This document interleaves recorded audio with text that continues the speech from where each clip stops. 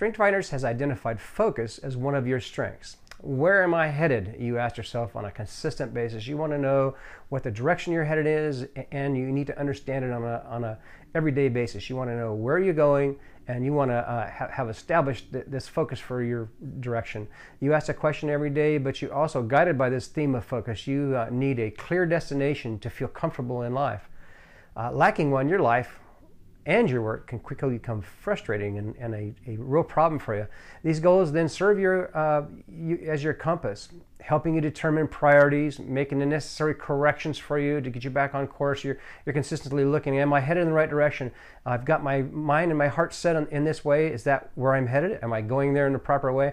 You can utilize some tools to help you do that, some planning tools. Make sure that you have a clear set of objectives set for yourself that you can change and modify daily. Use a standard priority system for yourself.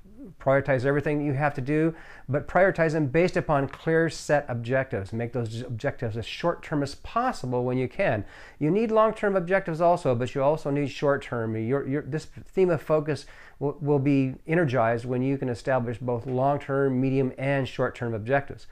And don't confuse objectives with tasks. Objectives mean that you need to work toward a large goal, whereas a task is something you have to do to reach that goal or that objective. Your focus is powerful because it forces you to filter. It forces you to filter things out that don't need to be accomplished to help you reach one of those objectives or reach one of those goals. You instinctively evaluate whether or not a particular action will help you move towards your goal. So you're the type of person that says, look, this is something that you want me to do that is not in keeping with what I'm focused on right now. And you might get a little irritated when people try to move you off of or set you off of something that you were focused on and a goal that you've set for yourself. Focus forces you to be efficient as you become impatient with delays. You can't stand delays, obstacles, and different tangents. So when you're sitting in a meeting and somebody goes off on a rabbit trail, somebody goes off on a tangent, you're going to be that person that's going to be very valuable to a team that'll help them move you. You'll help move them, the whole team, back on course, keep you on focus, keep you on track. You're an extremely valuable team member, and when others start rabbit trails, you bring them back. Your focus reminds everyone that if something is not helping you move towards your destination, then it's not something that's important.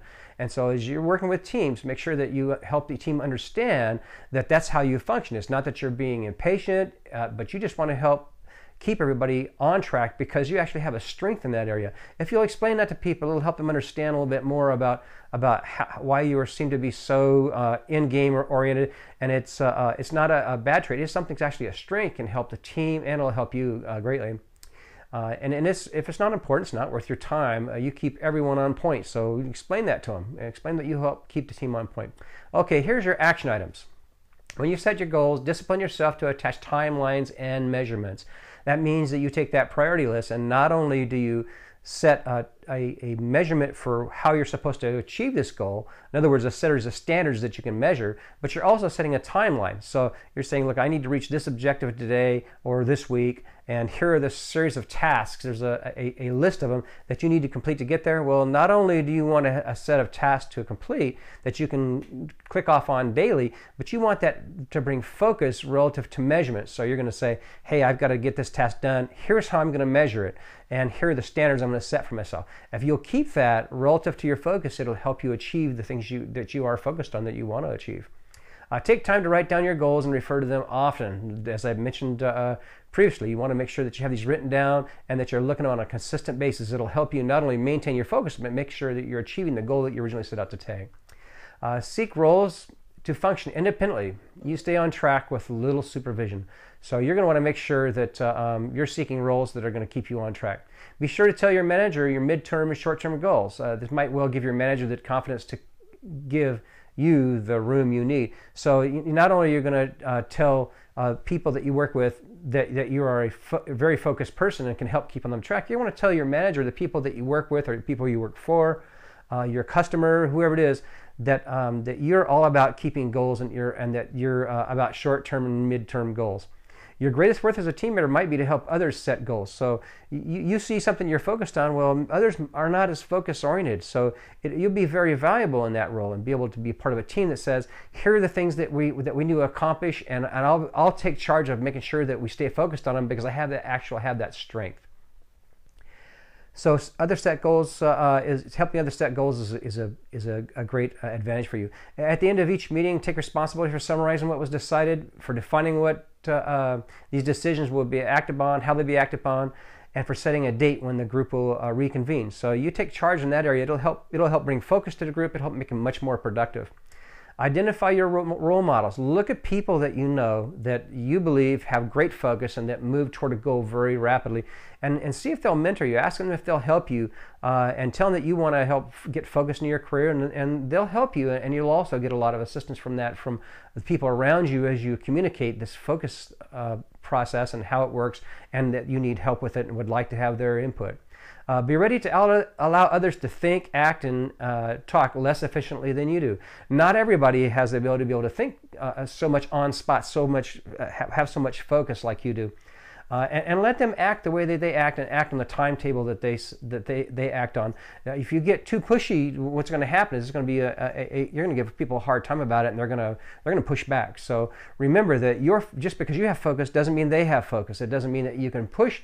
It doesn't give you permission to push that hard with somebody. So especially with some of the other things that are a little bit activator, maybe if you have activator, achiever, or competition, you're going to be seen as a pretty pushy person toward a singular goal. So make sure that you back off of that and have the type of personality that can help people and encourage them instead of being a thorn in their side. Sometimes their detours, by the way, will lead you to new discoveries and new delights. And so it's important to be able to listen to people, especially the people that you perceive are creative. Slow down, learn to listen to people, listen to their ideas and see how they accomplish things and how they want to accomplish it. You learn things from it, and it'll help you to refocus these new ideas and give the team focus. And so you'll be able to use your gift and your strength. Just back off a little bit and allow other people to share their gifts and ideas. And also stretch your goal setting beyond work. Take this whole idea of focus, this whole idea of making goals and objectives, and establish it for your work at home. Make sure that you have the ability to be able to speak to the people around you, to your spouse or to friends, and use it to set goals to help them understand also that you're a person of focus and it's actually a strength. You can help them also. If you find yourself becoming too focused at work on work goals, set goals regarding your personal life to help restore balance in your life. In other words, don't look at what's going on at work and allow that to become your identity, become who you are. You do not want to establish an identity that's wrapped around your work. You want your who you are to be your identity, who you are as a person to be your identity. If you're a pilot and you think that's who you are as a person, you'll tend to have a fairly narrow focus in life. You are not just what you do. You are who you are. So look at your overall strengths. Look at your overall personal makeup, and look at who you are as a friend, as a spouse, as a father, as a brother, as a sister, as an uncle. Think about yourselves as the whole person, not as just what you do.